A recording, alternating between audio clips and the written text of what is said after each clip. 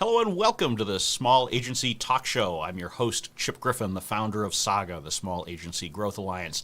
And I'm really excited today because we've got two great panelists. We have Sharon Toerek of Toerek Law and Jody Sutter of the Sutter Company. So welcome to the show, everybody. Thank you. Great to be here. My second time around.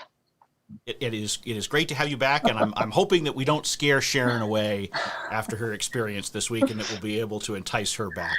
I'm excited. I think it's going to be a great conversation.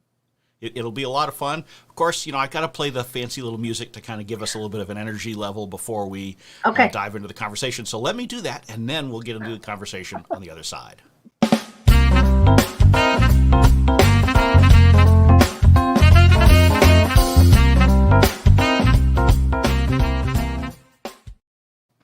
That's the big budget intro we have at the Small Agency Show. So I love it. Very jazzy.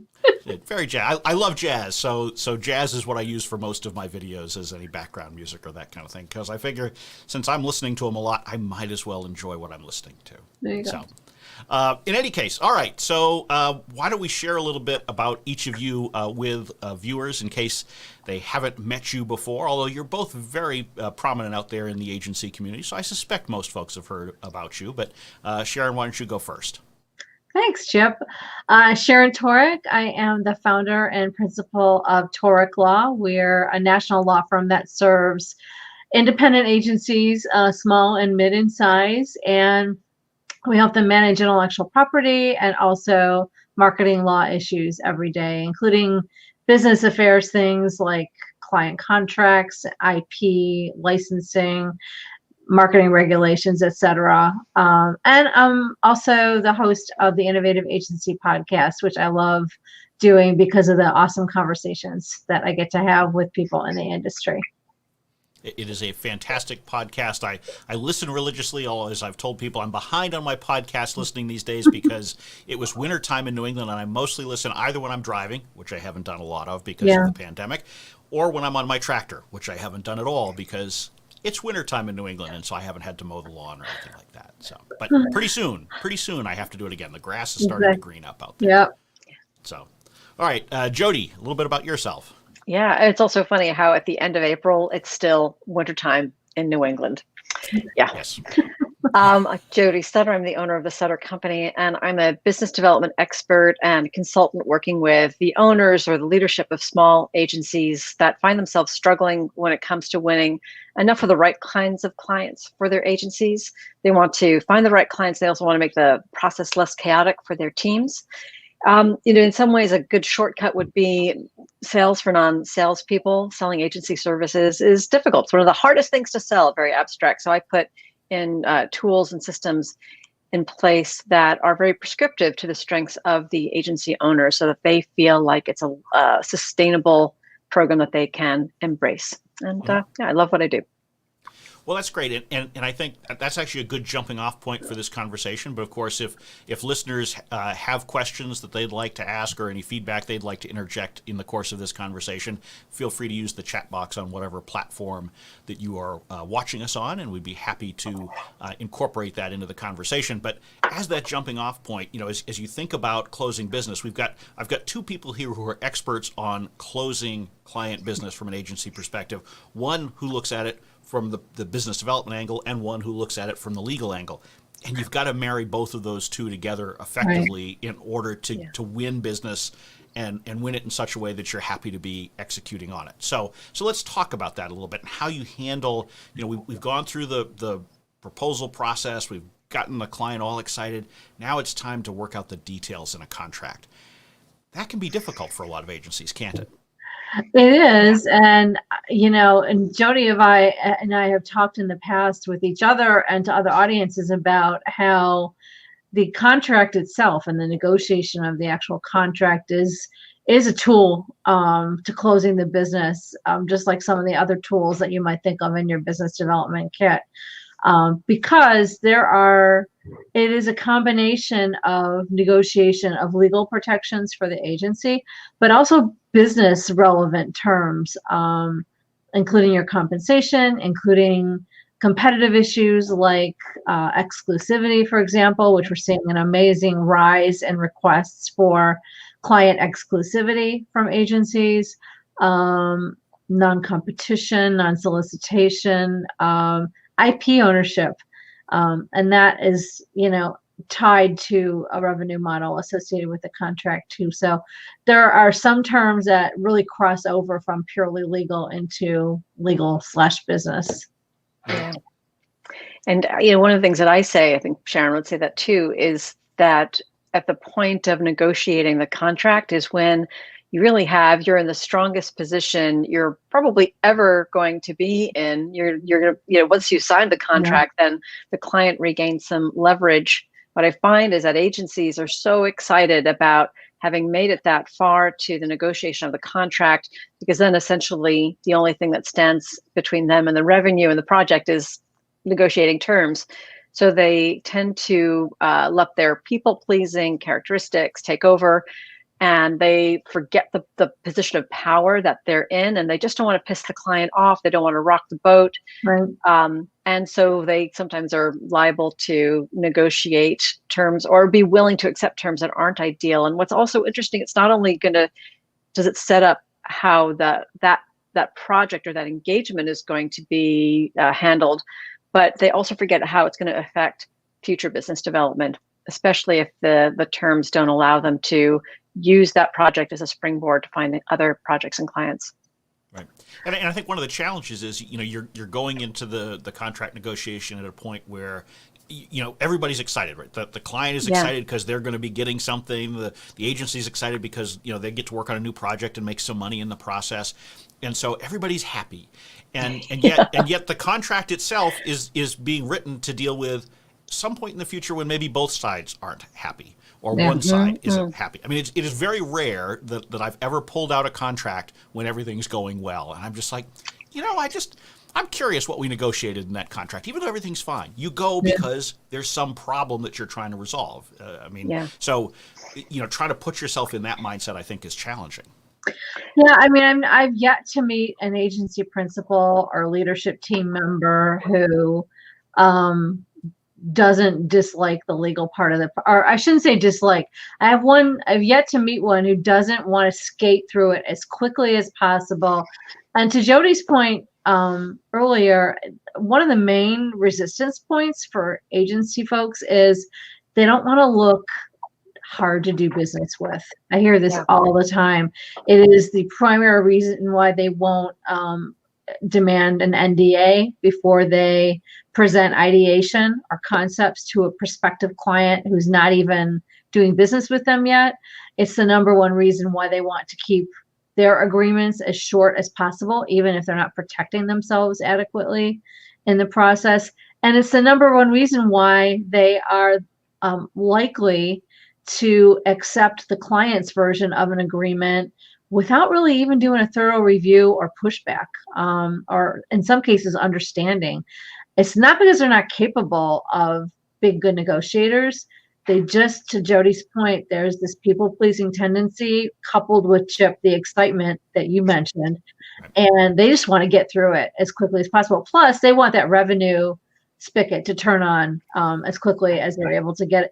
And so, but they're leaving a lot of carnage by skating through it so quickly.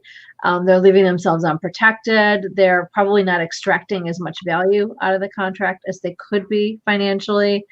And they're taking on liability that they shouldn't be taking on because they think the client's going to demand it anyway. And so what's the point in spending time talking about it? So. And it is a balancing act, right? Because you don't want to skate through it, but you also do want to make sure that you're moving expeditiously. You don't want to bog it down. And so, Jody, when you're thinking about it from the biz dev perspective, and you're working with either the client's legal team or when you've been doing it in house, how do you work it through so that you've struck that balance and you're working with the legal team to make them a partner in the process as opposed to someone who's bogging it down on either side? Yeah, I think there are a couple of things that come immediately to mind. And it's funny, I was listening to a webinar, I don't know, last month sometime, that was being done by a person who works mostly on the client side, is kind of just calls herself a client whisperer as a search consultant, but a little bit with agencies as well. And she was talking about, when you can lose the business and bogging down the negotiation process. So I do think that as much as agencies want to push it through, sometimes they get stuck on the stupidest things. And sometimes you can't help it if you're part of a big holding company. Maybe that holding company has a cumbersome process to get contracts through. That's sort of a longer term fix that probably if you're a smaller agency within that network, you want to try really hard to make sure that you're circumventing that or helping to change that somehow. Or even things like knowing what to let go of and knowing what to retain. Looking at contracts before you send them to a client to say, I'm trying to think of a good example. Sharon probably has better ones, but to say, this clause doesn't really apply because we're actually not creating work. We're just providing brand strategy or whatever it might be. Yeah. So let's be proactive about making this contract a little easier to get through.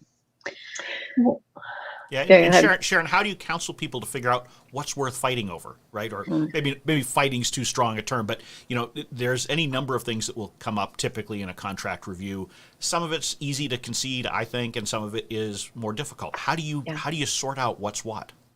Well, I think that first of all, if you're an agency that is negotiating with an enterprise-sized company that's going to be your client, and you are working not only with your marketing counterparts, but also their legal department in most cases, and in some cases as well, their procurement department. Don't use that word. Don't use that word. So the point I want to make, the big P. The point I want to make about that is that most agencies are or would be shocked to learn how little time the client's team is actually talking to each other about the contract. And the reason why that matters is because there may be things the agency doesn't want to agree to that your client, your marketing counterpart at the client, doesn't even care about. They may or may not care about category exclusivity, and they may or may not care about data privacy responsibility, but they've got legal telling them. Legal's looking at it from a perspective of risk avoidance. Right. Procurement's using the whole enchilada as an excuse to extract the lowest possible pricing out of you. So they have different motivations and goals. And they frequently don't speak with each other about your contract. So agencies are kind of stuck in the middle of this. Yep. But to be more specific, to answer your question, Chip, I really think you need to sit down and look at what is the nature of the work we're actually providing here. Are we niched as an agency so that agreeing to exclusivity or restrictions about who else we can work with is a bad deal for us because we need the flexibility to sell business to other people in this space, in this category? Do we have our own proprietary IP that we do not want to be included in the work for hire provisions that are in every agency agreement? If so, we need to take some steps to push back on that language. There are other examples, but those are two that come to mind. But the key is making sure that your clients' representatives are all on the same page. And I've actually had to force them all onto the same Zoom room so that they were surprising each other. You could tell they had not compared notes. Wow. And the agency was kind of like caught in the middle of it, Right. Yeah. Well, and I think you've made some good points there. One of the things I always tell people is, think about if you agreed to the other party's language and it didn't go right, what's the outcome for you, right? Mm-hmm. So sort of walk it through, because sometimes it may sound bad on its face, but then you walk through and you're like, okay, well, and you're like, what's the likelihood of that going to happen? Right. So well, certainly likelihood. Yeah, that one certainly matters as well, because a lot of these things are incredibly unlikely to ever occur. You still need to think through what might happen, but it's a risk benefit analysis that you have to do. But I think Sharon, you identified something else in there that I want you to drill in on, Jody, which is this notion of smaller agencies working with larger enterprise organizations. So you've got this imbalance, and my experience is working with the enterprises. First of all, they've got all sorts of manpower to throw at it, and they've got a whole legal department and all that kind of procurement. If we go that route and make this a not safe for work podcast by discussing that, they have their job to do. But they have their job to do. God bless them. But so how do you handle that imbalance? Because I mean, a lot of times in those cases, they're arguing over stuff that is completely irrelevant to a small enterprise. That's right. But you still don't Things want to agree like to it. liability and It's some of the insurance same provisions contract that they're they using want to for put in. You're like, construction. why? Yes, we don't need vehicle insurance. We're not driving to you. Right. Yeah. That's, I think, one of the things that we can do is, I learned how to negotiate contracts a long time ago when I was at RGA in the early days when the interactive division was nascent, and we were doing a big interactive installation for the new NASDAQ headquarters in Times Square. And the guy who I was like 32, I didn't know anything, and the guy who I was negotiating with was at the construction company, the global construction powerhouse Skanska. If you're not familiar with it, you're probably seen the names emblazoned upon gigantic cranes and major construction. So this guy, he was I never met him, but he sounded like a crusty old guy talking to me on the end of the phone. And at first I was really intimidated, but you know what he did? I learned something so valuable is that we would sit for, it seemed like hours going through, and we would go through each clause, and he would sort of break it down. He's like, okay, so this clause, this is really talking about if this happens or if this happens or da da da da. And so he brought it right back down to the business issue. And I think that's also the opportunity, and that does whether you're large or small, to whoever you're talking to, you're the procurement person or the or your main point of contact, to say, I understand why you're asking for this. I think you're asking for this to protect yourself here, but it's not really relevant to our project. So really, to also show some empathy. I understand why you're asking for it, but listen to my point as to why it's not relevant, or hear me out about where it exposes us. And so we just want to make sure we're not exposed. How can we work this out together? The other thing is, if you're a small agency working with a large enterprise, so I don't know, maybe you're a small agency that's got a plum assignment with Coca-Cola. My hunch is that you are probably working with a smaller brand within Coca-Cola, maybe a more junior level marketing or brand person. So that brand person is excited about working with you. They've worked hard to get the budget to work with you. Maybe they had to stretch their budget just to even hire agency. They're really invested. So I'd say as much as possible, get them involved as well.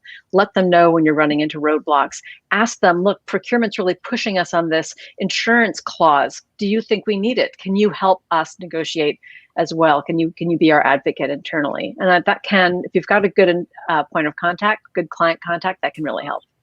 100%. I couldn't agree more that you need your marketing counterpart at the client, no matter what division you're working with, involved and informed and in the loop with all your communications, because they are most likely to be your strongest advocate internally, and they're the quickest way to find out what matters and what doesn't matter. And that can impact and speed up the contract negotiation process greatly. Yeah, and they're the ones who have the most at stake if it doesn't go forward when they need it to go forward. Right.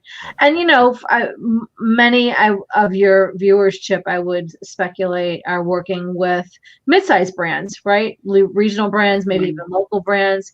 And in that case, I can understand the argument in favor of keeping the contracts as plain as possible. And I tell every agency that we work with at the firm that most agencies need 2 of their own standard forms of client contract agreement: their own master service agreement, which you should have and be trying to get in front of any client, including an enterprise brand, to set the table for the negotiation. But you need your own MSA for those longer term, larger dollar deals, and a short form set of legal terms and conditions for those smaller projects, those lower dollar deals where an MSA is just going to look like overkill. If you're doing a project for the local chain of dry cleaning stores or whatever, and you're throwing an MSA in front of them for a 6-month project that might look a little odd. And so, you have to gauge your circumstances, and most agencies are best served by having both versions of that documentation in their toolkit. Well, and that's great advice, to have your own paperwork, so that, because you should act in the close as if you are assuming that your paperwork is what will be used. So you don't even have to deal with, them trying to force their form on you. Big enterprises are still going to do it anyway. Yes. Yeah. But you 100%. might as well push it forward so that, you increase the odds that your paperwork is what rules the day, which makes it a lot easier because you've now got it in the general framework that you want. And that raises, I think, another key point. And I think every time I say this, I always think back to the New Yankee Workshop, which was a TV show on PBS with Norm Abrams, a woodworking show. And a couple of seasons into that series, Norm Abram would start almost every episode by saying, be sure to read, follow, and understand all of the safety instructions that come with your power tools.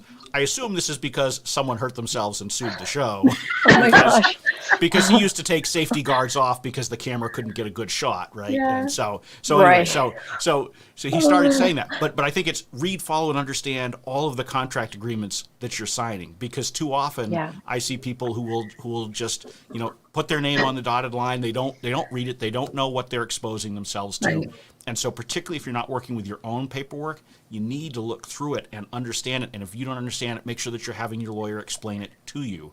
And hopefully you're working with a lawyer who knows your business, and particularly who knows the agency space, like you, Sharon, who can help them understand what they should be worrying about or not worrying about. Right. Well, I appreciate that. And Jody, I would really love your take on this, but in addition to setting the table by trying to get to it first with your own version of the agreement, I think it sets a tone, certainly. And I also think it's a good way to benchmark what you're reading. If you know you're going to have to sign the client's version of the agreement, at least having your own MSA is a benchmark, gives you a set of benchmarks for what to look for in the client agreement, so that you're seeing how they treat an issue differently than your agency default position should treat it. For one example, when does the IP transfer in the work that you do? A client contract's going to say they own it from the time you make it. Your contract ought to say they own it from the time they pay you for it. That's just one example of sort of what can seem like a subtle difference, but which automatically impacts your leverage if something goes sideways. Yeah, that's a really great point. And I think that, I have a question back for you too, Sharon, because sometimes I feel like this happens a lot when I'm spewing new business advice. There's always that moment where I think this sounds so obvious. People must know this. But, I think a lot of people, once you get to be an agency owner, you probably you either have a natural instinct or you've honed your instinct to protect your interests. So in some ways, I'm a little bit surprised when I do find agency owners are like, oh, I just can't be bothered. I just want the work. I'm sure it's fine, sign. In your experience, how often does that happen, Sharon, that you have an agency owner or agency lead that just is like, I don't want to have to go through the trouble? Oh, it happens a lot. I mean, Yeah. Usually when we're working together on a particular transaction, it's not happening because they've decided that they either want to or have to call us for some reason. But no, there's probably tons of agencies in our portfolio, or certainly in my network, who definitely take the position that, well, we're going to have to sign their contract anyway, so why am I wasting time on fees and on back and forth negotiating I say that, and the best we can do is what we're doing now, which is explain the reasons why it's in your financial and legal best interest to take a step back for a second and think twice. I want to also just plug hiring an attorney as well, but because in my experience also, once you get the attorney involved, your attorney involved, and usually when it's your attorney, they're talking to their attorney, or they're talking to the procurement person who's a trained negotiator, maybe not an attorney, things happen so much faster. And so for agency owners that feel like, oh, I just don't want to spend the money, like I can figure this out myself, you may end up investing more of your time in rounds of negotiation or trying to get through the language that is difficult for you to plow through, where it could take an attorney, an hour to do. It'll take you 3 days to do. Well, and as importantly, you need to have a relationship with an attorney, right? Yeah, So it's not great- just great hiring point. them to do the one-off work. I mean, I've worked with the same business attorney for 6 or 7 of my businesses over the last 20 years, and so it makes everything much more efficient because, you know, he knows what my push-button issues are. He knows what my risk tolerance is. You know, I know the things that sort of get him wound up too, and so it makes the whole process run more efficiently, and so you know you can get to the core issues more quickly. And so I think that's important. You know, don't. It's like any kind of professional. You don't want to just go hire an accountant a tax season and then not talk to them again for another year. Same thing with an attorney. You want to build those relationships so that they become part of your approach. It's a muscle memory thing, right? I mean, you want to work with a business development coach like Jody because she's a specialist in how agencies should best do business development.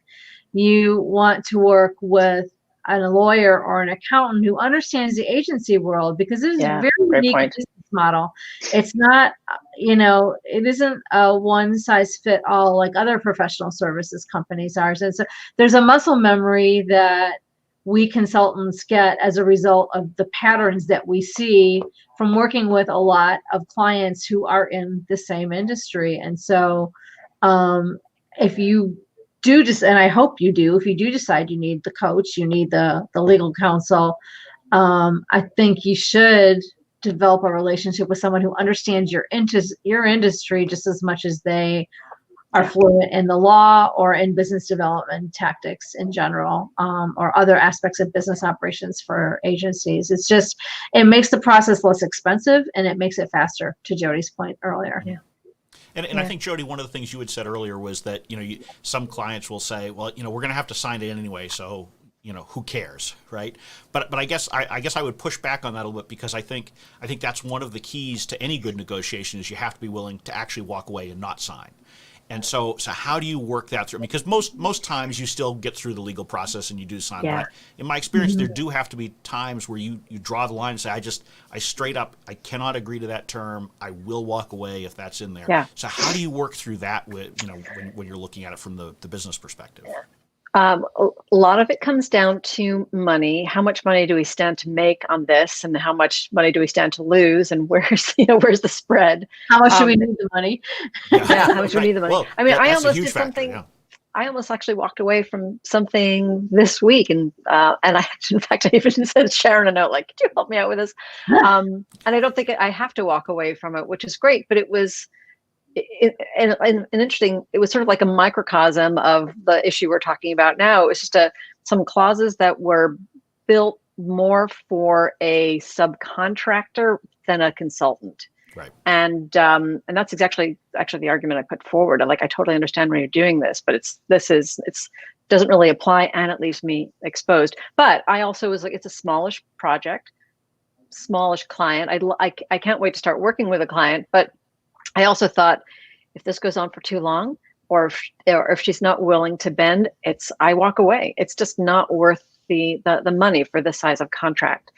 So that is, to be willing to walk away, but also to remember that at this point, especially in a negotiation with an agency, whoever wants to work with you is so invested.